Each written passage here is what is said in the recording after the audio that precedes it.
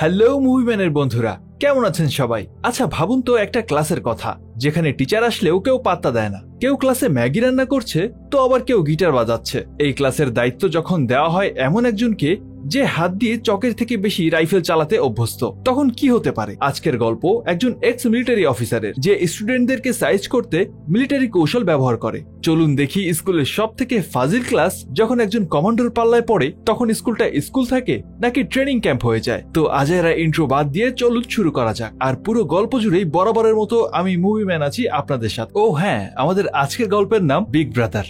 গল্পের শুরুতে আমরা হেনরিকে দেখতে পাই। সে আগে একজন ইউএস মিলিটারি অফিসার ছিল, কিন্তু এখন সে অবসর নিয়েছে, কারণ সে তার বাকিটা জীবন একজন শিক্ষক হিসেবেই কাটাতে চায়। আর টিচার হওয়ার জন্য সে তার নিজের ছোটবেলার স্কুলটাকেই বেছে নিয়েছে। ছোটবেলায় এই স্কুলেই সে পড়াশোনা করেছে, আর স্কুলের প্রতি ভালোবাসা থেকেই সে তার পুরনো স্কুলে যায়। কিন্তু বর্তমানে সেখানে থাকা প্রিন্সিপাল তাকে বলে, তোমার তো পড়ানোর কোনো অভিজ্ঞতা নেই, তাই তোমাকে এই চাকরিটা দেওয়া যাবে না। কিন্তু হেনরি তখন তার ঊর্ধ্বতন কর্তৃপক্ষের স্বাক্ষরিত একটা চিঠি তাকে দেখায়, আর এটা দেখে প্রিন্সিপাল সাথে সাথে তাকে চাকরিটা দিতে রাজি হয়ে যায়। আর তাকে বলে, আপনাকে স্কুলের সবচেয়ে খারাপ ক্লাসটাকে পড়াতে হবে, যেটাকে স্কুলের কোনো শিক্ষকই পড়াতে পারে না, কারণ ওই ক্লাসের সব বাচ্চারাই খুব দুষ্টু, যারা টিচারের কথা কম শোনে আর শোনায় বেশি। প্রিন্সিপাল এখানে আসলে সেকশন ডি এর কথা বলছিলেন, কিন্তু হেনরি তার কথাটা শুনে মুচকি হেসেই সেখান থেকে বের হয়ে যায়। আর অবশেষে হেনরি চাকরিটা পেয়ে গেছে। এরপর আমরা দেখতে পাই পরের দিন স্কুলে হেনরি সেই দুষ্টু বাচ্চাদের পড়ানোর জন্য তাদের ক্লাসে যায়, কিন্তু এখানে কোনো ছাত্রই তাকে দেখার পরেও তেমন পাত্তা দেয় না। তারা এমন ব্যবহার করে যেন তাদের ক্লাসে কেউ আসেইনি, আর সবাই নিজেদের মতো অকাজে লেগে থাকে। কেউ ক্লাসে ঘুমাচ্ছে,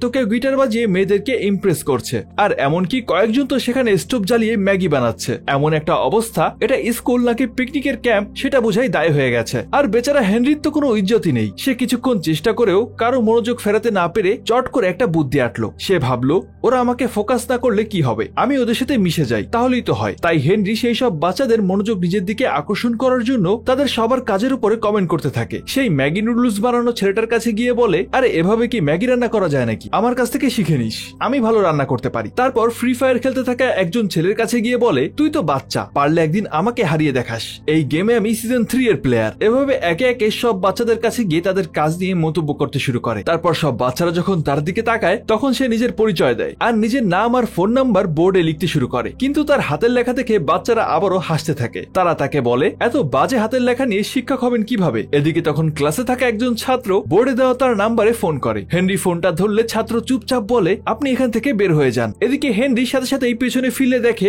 সবাই ফোন বের করে কানে ধরে রেখেছে, মানে কে কল করেছে এটা বোঝার কোনো সুযোগই নেই। বুঝতেই পারছেন ক্লাসে একটা দুইটা ফাজিল পোলাপান, বিষয়টা এমন না, পুরো ক্লাসটাই ফাজিল। কিন্তু হেনরি এই বিষয়টা মজার ছলে নেয় আর হাসতে থাকে। তো এখন সেই দুষ্টু বাচ্চারা আবারও তাদের মতো অকাজে লেগে যায়, যেগুলো তারা আগে থেকেই করছিল। আবার হেনরিকে ইগনোর করতে শুরু করে, মানে ক্লাসে একটা শিক্ষক আছে এটা যেন তারা জানেই না। আর এটা দেখে হেনরি এবার একটা চক নিয়ে গার্ডার দিয়ে ক্লাসের ফায়ার স্প্রিং এ ঢিল মারে। মিলিটারির লোক তো নিশানা 100তে 100 গিয়ে আঘাত করে। ফায়ার স্প্রিং খুলে যেতেই চারিদিকে পানি ছিটিয়ে পড়তে শুরু করে। এতে সব বাচ্চারা ভিজে যায়, ভিজে একদম ভেজা মুরগির মতো হয়ে যায় আর কি। এরপর সব বাচ্চারা যখন হেনরির দিকে তাকিয়েছিল, তারা মনে মনে ভাবছিল, এ তো দেখি ডেঞ্জারাস টিচার। আর তখনই হেনরি ছাতি মাথায় দিয়ে সবাইকে বলে, এতদিন কি করেছো সেগুলো ভুলে যাও, সমঝো আপকা বাপ আ গায়া। নিজের সুনাম নিজে করি না, আবার না করেও পারি না। পরবর্তী সিনে আমরা দেখি ব্যাক বেঞ্চার্সদের একটা গ্রুপ স্পোর্টস রুমে গিয়ে সিগারেট খাচ্ছে, আর সেখানে তাদের গ্রুপের লিডার জ্যাকও ছিল। সে তার নিজের থেকে সিনিয়র ক্লাসের একটা মেয়ের উপরে ক্রাশ খেয়েছিল। আমার দেখা বেশিরভাগই ছেলে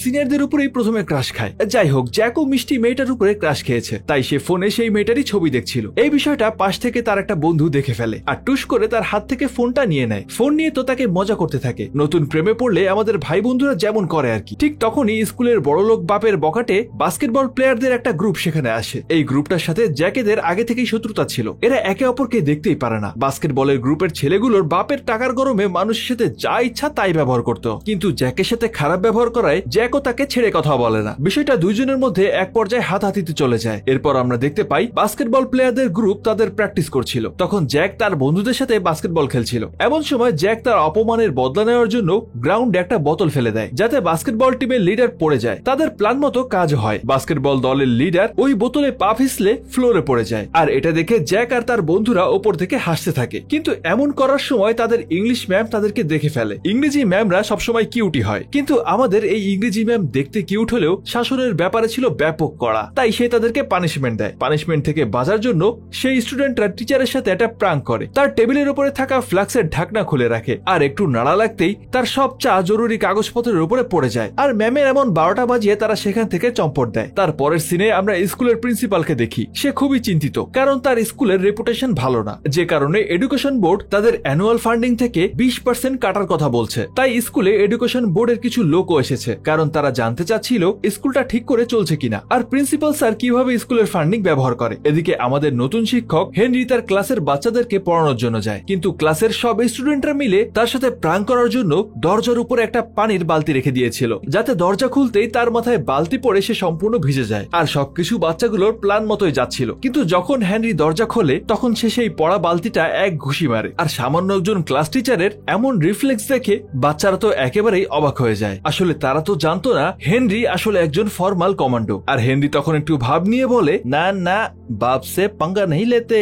যাই হোক, তারপর হেনরি বাচ্চাদেরকে পড়ানোর জন্য ক্লাসরুমে ঢোকে, আর সে সোজা জ্যাকের সামনে গিয়ে তার কাছে একটা সিগারেটের প্যাকেট চায়, কারণ তাকে দেখে সে বুঝে গিয়েছিল যে এর কাছে শিওর সিগারেট পাওয়া যাবে। আসলে সিগারেট খেলে খুব সহজেই বোঝা যায়, কারণ ফর্সা মানুষের ঠোঁট একেবারে কালো হয়ে যায়। তো এরপর জ্যাক তাকে সেই সিগারেটের প্যাকেটটা দিয়ে দেয়। জ্যাক আসলে মনে মনে ভাবছিল হেনরি কি করতে চায়। এখন হেনরি প্যাকেট থেকে একটা সিগারেট বের করে তাদের সবাইকে জিজ্ঞেস করে, যদি কেউ এই সিগারেটের 3টা উপকরণের নাম বলতে পারো, তাহলে আমি আজকে তাকে ক্লাস থেকে বের হয়ে যাওয়ার সুযোগ দেব। তার মানে আমার ক্লাস তার করা লাগবে না। আর ক্লাস ফাঁকি দেওয়ার এমন সুযোগ পেয়ে পোলাপান্ত খুশিতে লাফিয়ে ওঠে। তাদের মধ্যে একজন হাত তুলে সেই 3টা উপাদানের নাম বলে দেয়, আর এতে হেনরি তাকে ক্লাস থেকে বের হয়ে যাওয়ার সুযোগ করে দেয়। সে নাচতে নাচতে গিটার বাজাতে বাজাতে ক্লাস থেকে বের হয়ে যায়। আর এটা দেখে বাকি ছাত্রছাত্রীদের তো চোখ চড়ক গাছ।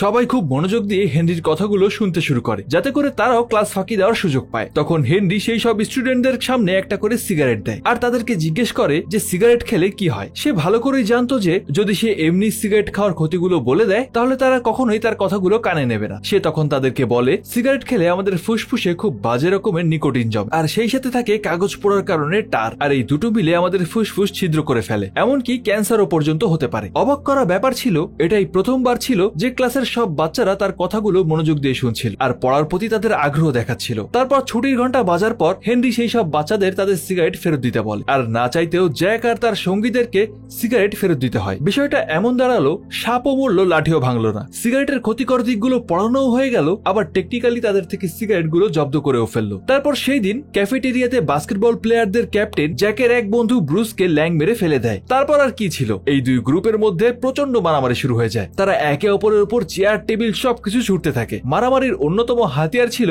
ওই রেস্টুরেন্টের পিৎজা, এমনকি বার্গার গুলো বাদ যায়নি। একে অপরকে মারতে মারতে সসের মতো রক্ত রক্ত করে ফেলে, যার ফলাফল হেনরির ক্লাসের সেই 5 জন বাচ্চাকে সাময়িকভাবে সাসপেন্ড করা হয়, কারণ স্কুলের অথরিটি ওই 5 জন বাচ্চাকেই ঝগড়া শুরু করার জন্য দায়ী মনে করে। মানে জোর যার মুল্লুক তার। জ্যাকের দলের 5 বাচ্চা গরিব, তাই তারাই অপরাধীর কাঠগড়ায় দাঁড়িয়েছে। এরপর হেনরি যখন প্রিন্সিপাল অফিস থেকে বের হয়, তখন সে দেখে জ্যাক আবারও ওই ছেলেগুলোর সাথে মারামারি করছে। হেনরি তাড়াতাড়ি গিয়ে তাদেরকে থামায় আর জ্যাককে শান্ত থাকতে বলে, কিন্তু জ্যাক তখন রেগে গিয়ে বলে, আসলে দোষ কারো না, দোষ এই স্কুলের, কারণ এরা বড় লোকের ছেলেদের অন্যায় চোখেই দেখে না। টাকার কাছে এখানে শিক্ষা বিক্রি হয়ে গেছে, সেখানে বিচার পাওয়া কতটা অবাস্তব। হেনরি যেহেতু মিলিটারির লোক ছিল, তাই সে একটু ঠান্ডা মাথায় বিষয়টা ডিল করার জন্য সব ছাত্রদের বায়োডাটা দেখতে চায়। তাই স্কুল শেষ হওয়ার পর হেনরি সেই 5 স্টুডেন্টের ফাইল ঘাটতে থাকে, আর সেখানেই সে তাদের ব্যাপারে আরো অনেক কিছুই জানতে পারে। আর তাদের মধ্যে সে প্রথমেই জুফার ফাইলটা হাতে নেয়। জুফা মূলত পাকিস্তানি অধিবাসীর একজন ছেলে, আর আমরা তো জানি পশ্চিমা দেশগুলোতে মুসলিমদের খুব একটা ভালো চোখে দেখা হয় না। মুসলিম হওয়ার জন্য সেখানে সবকিছু নিয়েই তার সঙ্গে ভেদাভেদ করা হতো।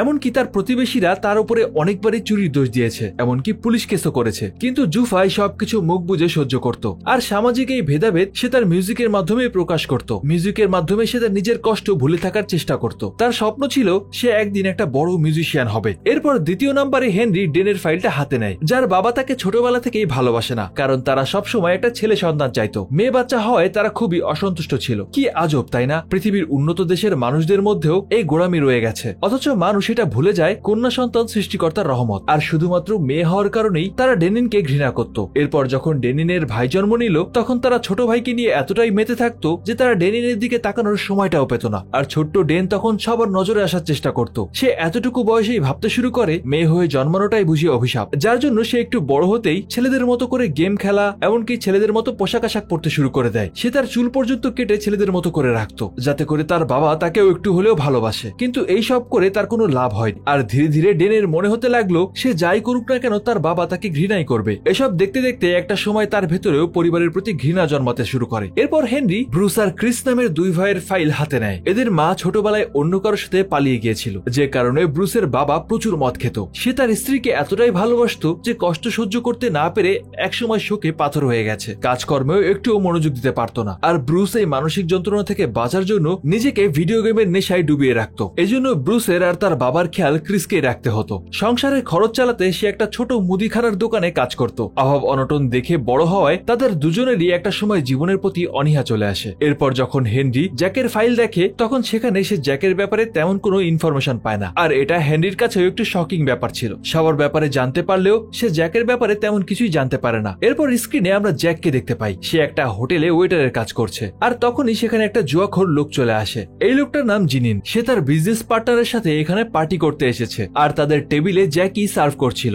আর সার্ভ করার সময় টেবিলের উপরেই সে জিনিনের একটা ফ্যান্সি লাইটার দেখতে পায়। নতুন নতুন বিড়ি করতো, তাই দামি লাইটার দেখে লোভ সামলাতে পারে না। সুযোগ বুঝে টেবিলে রাখা লাইটারটা সে মেরে দেয়, আর মনে মনে বলতে থাকে, চোখের নিচ থেকে কাজল চুরি করে নিয়ে আসা রোমিও আমি, আর এটা তো একটা লাইটার মাত্র। কিন্তু এর পরের মুহূর্তেই আমাদের বাজিগর ধরা পড়ে যায়, আর জিনিনের লোকেরা তাকে কুত্তা পিটায়। পিটানোর এক পর্যায়ে যখন তার মানিব্যাগ থেকে তার আইডি কার্ড দেখে, তখন তারা বুঝতে পারে সে আসলে একজন স্টুডেন্ট। অল্প বয়স, আবেগে পড়ে কাজটা করে ফেলেছে। তো এটা দেখার পর জিনিন তাকে কিছু টাকা দেয়, আর সাথে তাকে একটা ফুড ডেলিভারি করার চাকরির অফার দেয়। অন্যদিকে আমরা হেনরিকে দেখি, সে জুফার সাথে দেখা করার জন্য তার বাড়িতে যায়। কিন্তু এখানে আসতেই দেখে দুই বাপ বেটা কিছু একটা চুরি করে পালাচ্ছিল, আর তাদের পেছনে অনেক লোক দৌড়াচ্ছে। হেনরি পরিস্থিতি খারাপ দেখে সামনে থাকা একটা তলোয়ার নিয়ে সবাইকে থামিয়ে দেয়, আর তাদেরকে ভাজুক বুজুক বুঝিয়ে জুফারকে সেখান থেকে কোনো মতে বাঁচিয়ে নিয়ে যায়। হেনরি তো জুফারের ফাইল আগেই পড়ে সবকিছু জেনে গিয়েছিল যে সে মিউজিক পছন্দ করে, তাই সে আগে থেকেই একটা মিউজিক সেট আপ করে রেখেছিল। হেনরি তখন জুফারকে নিয়ে একটা ব্রিজের উপরে যায়, আর সেখানেই হেনরির পরিকল্পনা মতো একটা রোড সাইড ব্যান্ড পারফর্ম করছিল। হেনরি তাদের সাথে জুফারকে বাজানোর সুযোগ করে দেয়। এমনকি জুফারের আত্মবিশ্বাস বাড়ানোর জন্য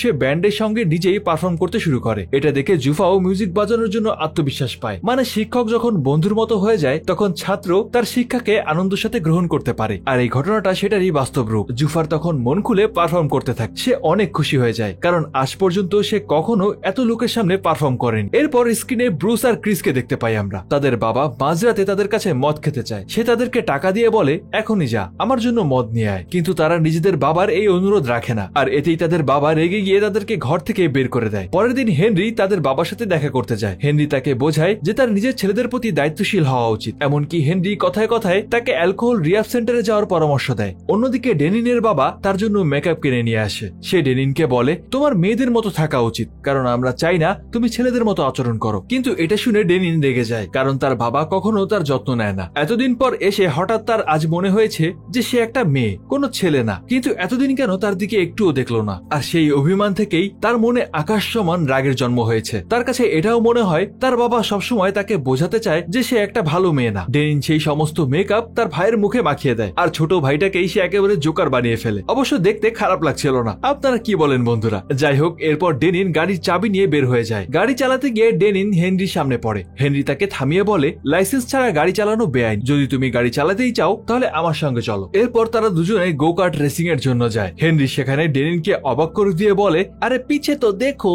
আসলে হেনরি এখানে ডেনিনের বাবাকেও ডেকেছিল, কারণ সে চেয়েছিল বাবা মেয়ের মধ্যে একটা রেস হয়ে যাক। আর রেস শুরু হলে বাবা মেয়ে একে অপরের প্রতি মোটেও কেয়ার করছিল না। রেস জেতার জন্য একে অপরকে ধাক্কা দিয়ে ফেলে দিতেও যেন দ্বিধা করছিল না তারা। এমন কেয়ারলেস ড্রাইভিং করতে গিয়ে দুজনেই রেসিং এর নির্ধারিত রাস্তা থেকে বাইরে চলে আসে। আর সেখানে একটা ট্রাক ডেনিনের গো কার্টের উপরে উঠে যায়, কিন্তু ডেনিন তার আগেই গাড়ি থেকে লাফিয়ে বেঁচে গিয়েছিল। এই দৃশ্য দেখে ডেনিনের বাবা কাঁদতে শুরু করে, যদিও সে জানতো না ডেনিন বেঁচে আছে। সে ভাবছিল ডেনিন হয়তো ট্রাকের নিচে চাপা পড়েছে। বাবার চোখে পানি দেখে ডেনিন বুঝতে পারে যে তার বাবা তাকে কতটা ভালোবাসে, কিন্তু সে সেটা কখনো প্রকাশই করেনি। আর তাই বাবার ভালোবাসা দেখে ডেনিনও নিজেও কেঁদে দেয়। আর এত বছর পর হয়তো সে প্রথমবার তার বাবাকে আনন্দে জড়িয়ে ধরে কাঁদতে থাকে। হেনরি এখানে একটা মহৎ কাজ করেছে। বাবা মেয়ের এতদিনের অভিমানের অবসান ঘটিয়েছিল। আসলে বিপদে না পড়লে সম্পর্কের গভীরতা অনুভব করা যায় না। পরের দিন আমরা দেখতে পাই স্কুলের কিছু বাচ্চাকে একটা প্রজেক্ট দেওয়া হয়েছে, আর সেটা ছিল অ্যালকোহল থেকে সেরে ওঠা একজন ব্যক্তির সাক্ষাৎকার নিতে হবে। আর ওই গ্রুপের মধ্যে ব্রুস আর ক্রিসও ছিল।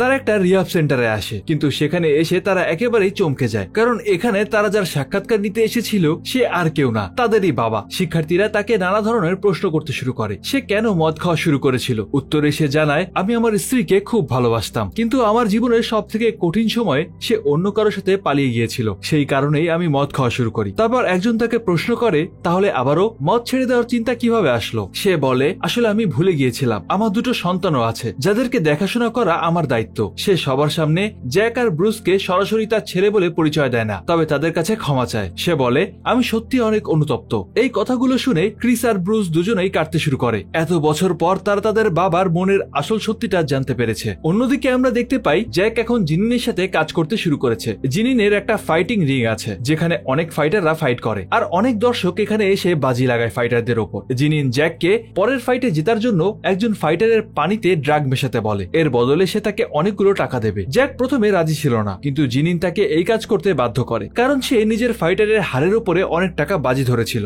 মানে তার ফাইটার যদি হেরে যায় তাহলে সে অনেক টাকা পাবে অপোনেন্টের থেকে। অবশেষে জ্যাক রাজি হয়, আর ফাইটের আগে সেই ফাইটারের পানিতে ড্রাগস ঢালে, কিন্তু এখানেও সে ধরা পড়ে যায়। কি একটা অবস্থা, কোনো চুরি ঠিক মতো করতে পারে না, বারবার ধরা পড়ে যায়। যাই হোক, এবার আর শুধু ধরা পড়ে শান্ত হয়নি, সেখানে থাকা লোকগুলো তাকে অনেক মারধর করতে শুরু করে, এমনকি তাকে মেরে একটা লকারে আটকে রাখে। কিছুক্ষণ পর হেনরি তাকে খুঁজতে খুঁজতে সেখানে আসে, আর তাদেরকে জিজ্ঞেস করে যে তারা কোনো স্টুডেন্টকে দেখেছে কিনা। তখন তাদের মধ্যে একজন হেনরিকে বলে, ওয়ে মাস্টার, যেখান থেকে এসেছেন সেখানে চলে যান। কিন্তু তখনই জ্যাক লকার থেকে বাঁচাও বাঁচাও বলে চিৎকার করতে থাকে। হেনরি বুঝতে পারে যে এই লোকগুলো জ্যাককে আটকে রেখেছে, তাই সে আর কথা না বাড়িয়ে তাদেরকে উদুমসে কেলাতে শুরু করে। আসলে এরা একটু রকচটা, তাই এদের কথায় থামানো সম্ভব হবে। এটা বুঝেই সময় নষ্ট না করে তাদের সাথে মারামারি করতে শুরু করে এবং একাই তাদের সবাইকে একদম ফাটিয়ে ফুটিয়ে দেয়। এক পর্যায়ে তাদের সেই সেরা ফাইটারের সঙ্গে লড়াই করে তাকেও নক আউট করে দেয়, যার কিনা একটু পরেই ফাইট হওয়ার কথা ছিল। মালটা একেবারে সোজা হয়ে দাঁড়ানো থেকে শুয়ে পড়ে। বেস্ট ফাইটার আউট হয়ে যাওয়ায় বাকিরা ভয় পেয়ে যায়। এরপর জ্যাককে সাথে করে নিয়ে হেনরি হাসপাতালে যায়। হেনরি যখন তার আঘাতের উপরে ব্যান্ডেজ লাগাচ্ছিল,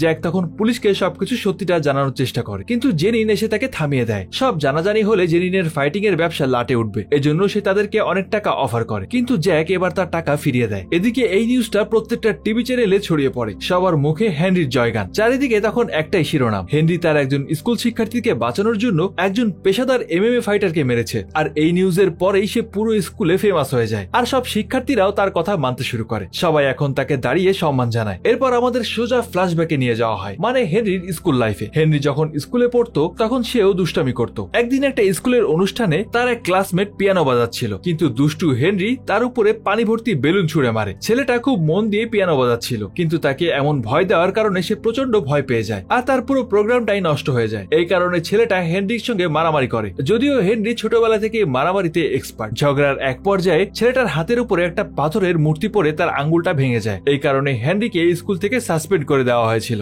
আর তার পরিবার তাকে আর দেশে রাখতে চাচ্ছিল না, তাই তাকে ইউএসএ চলে যেতে হয়েছিল। শিক্ষক হওয়ার পর হয়তো সবাই ভুলে যায় সেও একসময় ছাত্র ছিল, কিন্তু আমাদের হেনরি সেটা ভোলেন, আর তাই হয়তো সেই স্পেশাল ক্লাসটাকে নিজের মতো করে গুছিয়ে দিচ্ছিল। আমরা আবারও বর্তমানে হেনরিকে দেখতে পাই, তার ক্লাসে এখন শতভাগ উপস্থিতি, সামনেই ফাইনাল পরীক্ষা, কিন্তু ব্রুস ছাড়া সবাই পড়াশোনায় খুব পরিশ্রম করছিল। ব্রুস তার পড়াশোনায় মনোযোগ দিতে পারছিল না, কারণ তার ড্রাগস নেওয়ার অভ্যাস ছিল। আমরা জানতে পারি যে জ্যাক যেমন তার পরিবারের দায়িত্ব থেকে বাঁচতে ভিডিও গেমে সাহায্য নিচ্ছিল, তেমনি ব্রুস তার পরিবারের চাপের কারণে ড্রাগস নেওয়া শুরু করেছিল, আর এটাই পরে তার নেশায় পরিণত হয়। এই কারণে সে তার পড়াশোনায় মনোযোগ দিতে পারছিল না এবং মক টেস্টেও ভালো ফলাফল করতে পারছিল না, কিন্তু তার এই বিষয়টা কেউ কখনো বুঝতেই পারেনি। হেনরি তার এমন অবস্থা বুঝতে পেরে তাকে বলে, টেনশন করো না, আমি তোমার পাশে আছি। কিন্তু ব্রুসের অবস্থা সময়ের সাথে সাথে আরো খারাপ হতে থাকে। একটা সময় নিজের আবেগ কন্ট্রোল করতে না পেরে নিজের উপরই হতাশ হয়ে সে বারান্দা থেকে ঝাঁপ দেয়। সবাই তাকে উদ্ধার করে হাসপাতালে নিয়ে যায়। সেখানে যাওয়ার পর জানা যায় সে কোমায় চলে গেছে। এরপর এই ঘটনার দোষ সংবাদ মাধ্যমে কিছু হলুদ সাংবাদিক ব্রুসের স্কুল এবং হেনরির উপরে চাপিয়ে দেয়। তারা এটাকে শিক্ষার নামে মানসিক প্রেসার বলে প্রচার করে, আর এই কারণে হেনরিকে এডুকেশন বোর্ডের কাছ থেকে ডেকে পাঠানো হয়। তারা তার শিক্ষাগত লাইসেন্স বাতিল করে দেয় এবং হেনরিকে স্কুল থেকে চলে যেতে বলে। আর হেনরিও সবকিছু মুখ বুঝিয়ে মেনে নিয়ে যখন